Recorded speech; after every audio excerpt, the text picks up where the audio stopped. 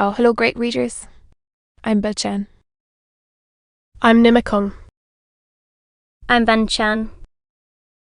In this class, I'll read to all of you. Java. 5 The Jackal Sack, 2 of A Tale of Two Cities, Book the Second Golden Thread. Ass. Ah. A Tale of Two Cities, Book the Second Golden Thread. Charles Dickens. Java. 5 The Jackal Sack, 2. That the jackal found it imperative on him to get up and steep his toes anew from these pilgrimages to the Jackal basin. He returned with such eccentricities of damp headgear as no words can describe, which were made the more ludicrous by his anxious gravity. At length the jackal had got together a compact repast for the lion, and proceeded to offer it to him. The lion took it with care and caution, made his selections from it, and his remarks upon it, and the jackal assisted both. When the repast was fully discussed, the lion put his hands in his waistband again, and lay down to meditate. The jackal then invigorated himself with a bumper for his throttle, and a fresh application to his head, and applied himself to the collection of his second meal. This was administered to the lion in the same manner, and was not disposed of until the clock struck 3 in the morning. And now we have done. Dinny. Fill a bumper of punch, said Mr. Stryver. The jackal removed the towels from his head, which had been steaming again, shook himself, yawned, shivered, and complied. You were very sound, Dinny, in the matter of those crown witnesses today. I always am sound. I don't gainsay it. What has roughened your temper?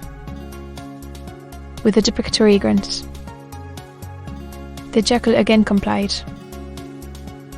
The old Sydney carton of old Shrewsbury School, said Stryver, nodding his head over him as he reviewed him in the present and the past. The old seesaw Sydney, up 1 minute and down the next. I've returned the other. Then S. The same Sydney, with the same look. Even then, I did exercises for other boys. God knows. It was my way. He sat, with his hands in his pockets and his legs stretched out before him, looking at the fire. Carting, said his friend, scoring himself at him with the billinger, as if the fire grate had been the furnace in which sustained endeavour was forged. Shrewsbury School was to shoulder him into your ways, and always was, a lame way. He's a man no energy and purpose. Well, botheration, returned Sydney, with a lighter and more good-humoured laugh.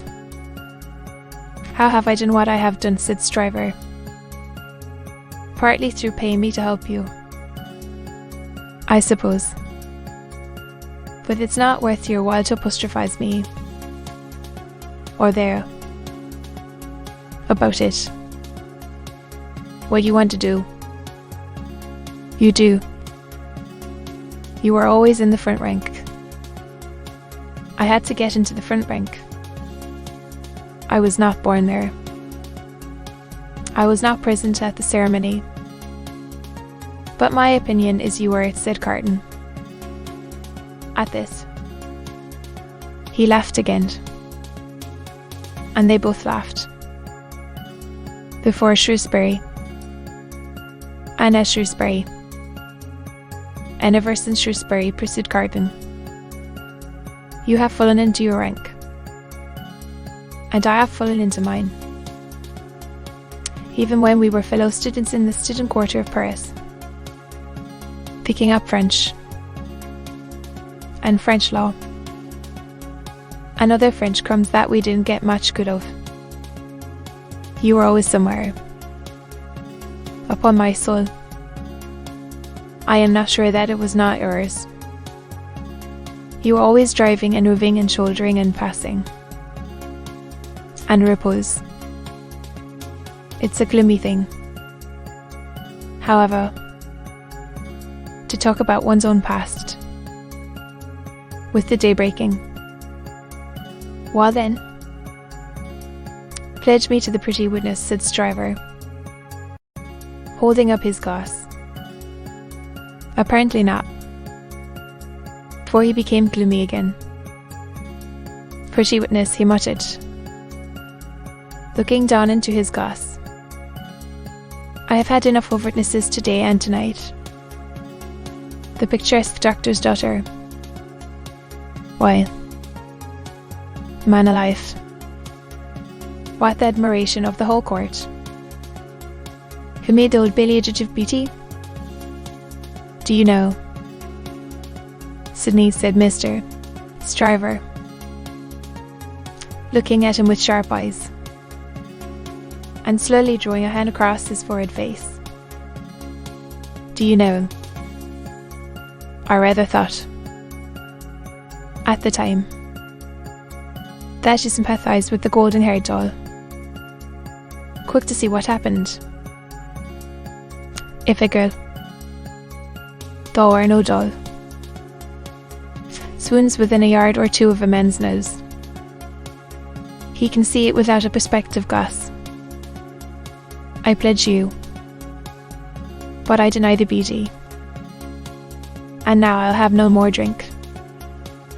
When his host followed him out on the staircase with a candle, to light him down the stairs, the day was coldly looking in through its grimy windows.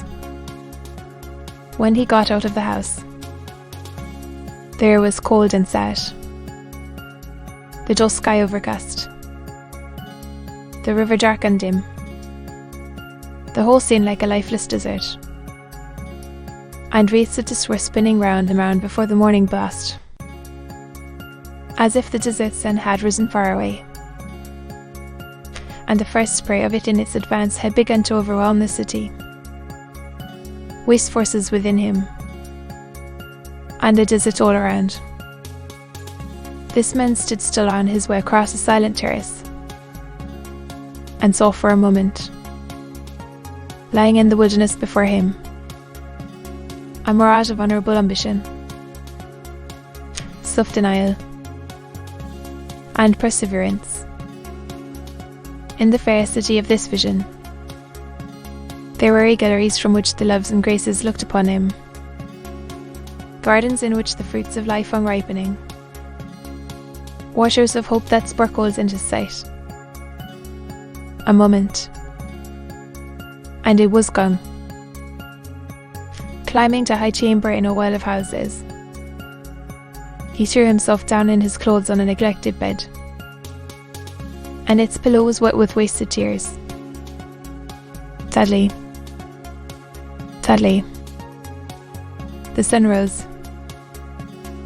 It rose upon no sadder sight than the man of good abilities and good emotions, incapable of their directed exercise, incapable of his own help and his own happiness, sensible of the blight on him, and resigning himself to let it eat him away. To be continued.